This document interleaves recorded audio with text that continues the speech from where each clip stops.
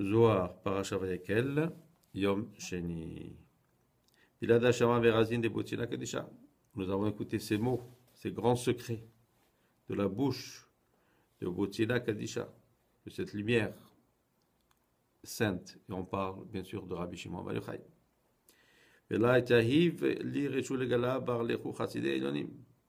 Et je n'ai pas la permission de la révéler, si ce n'est à ces grands chassidim.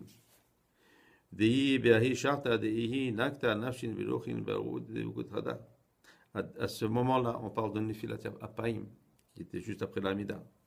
Quand la Shekhinah, elle englobe toutes les Neshamot, et que la personne qui a l'intention et la concentration dans ce moment-là, à ce moment-là, il attache son âme. Il attache son âme et il est prêt. C'est un moment où, comme on dit en hébreu, Moser Nafsho, c'est-à-dire il est prêt à donner sa vie.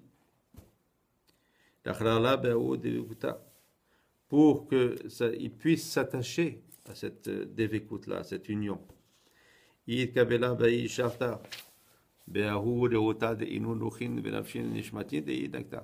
alors là, la Nougva, si on parle de la Mida du matin, donc c'est de Rachel, elle aussi, elle englobe donc toutes ces Neshamot qui veulent s'attacher à elle, qui sont prêts à les donner pour elle. Alors elle les ramasse, elle les inclut.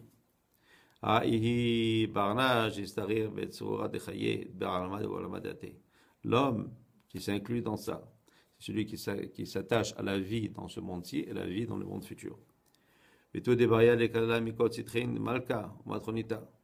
Et aussi, il est important que quand le roi inclut aussi, il inclut la reine, il inclut tous ceux qui sont autour.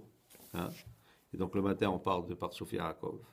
Mais là, au Mitata, en bas et en haut, il y a un shefar, une abondance qui vient. Hein? Et il est couronné par toutes ces neshamot de tous les côtés.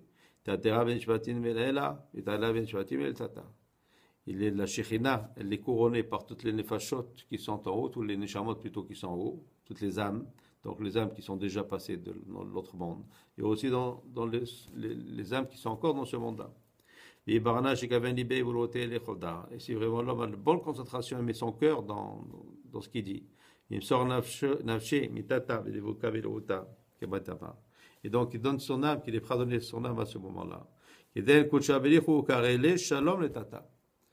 Hachem l'appelle Shalom dans ce monde ici-bas.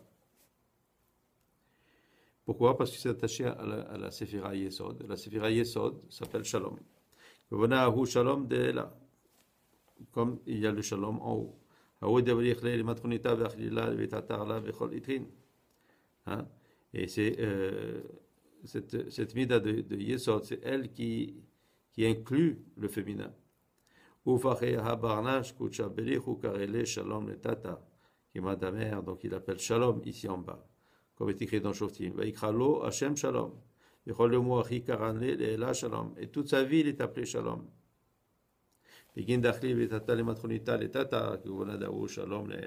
Pourquoi? Parce qu'il est arrivé à garnir de toutes ces énergies, de toutes ces parures, à l'aspect féminin, donc Rachel, le matin, hein, pour qu'elle puisse s'unir. Et quand cet homme-là passe à l'autre monde, son âme, elle traverse tous les firmaments et personne ne peut l'empêcher ou la retenir. Et Hachem l'appelle, il fait Yavo Shalom, que vienne Shalom. Et la Shekhinah a dit Yanuchur al Mishkevotam, les Gomer, Diftechun Tersar Touré, des Persomana, des Chaya. Et on ouvre pour elle 13 chemins purs qui sont bien sûr des lumières, des énergies. Hein? Et ces 13 chemins, c'est seulement les grands tzadikim méritent de passer par là. Et personne, bien sûr, ne peut l'empêcher.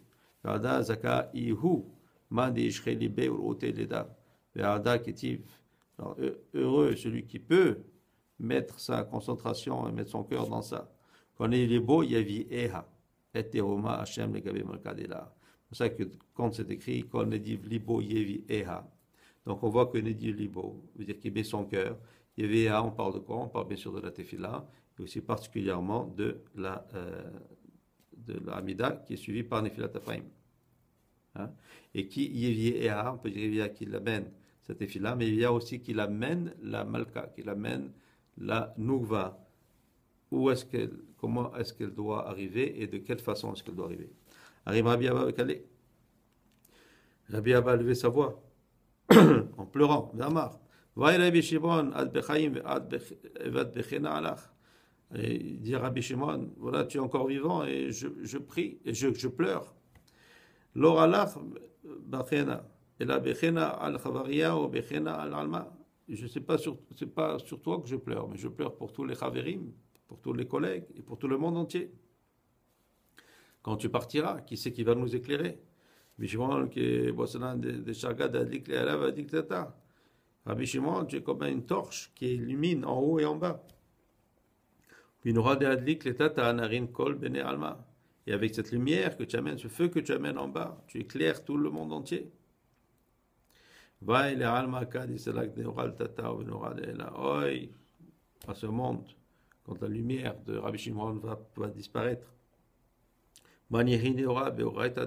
Qui c'est qui va éclairer ces grands secrets dans ce monde-là?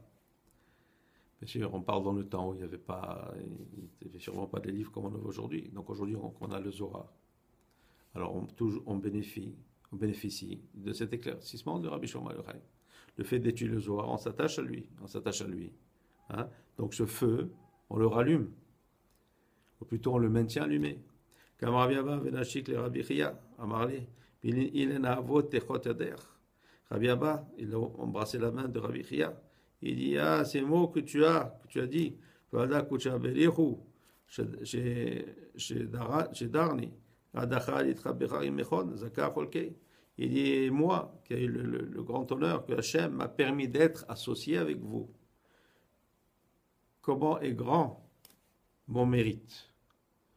Et donc, aussi, notre mérite, à nous qui étudions le Zohar, et qui arrivons à rentrer dans ce qu'on appelle dans ces rêvrat de Zohar, dans cette association de Zohar, et le fait de lire et d'étudier, nous aussi on bénéficie de cette lumière qui éclaire le monde, non seulement ce monde-ci, mais le monde en haut.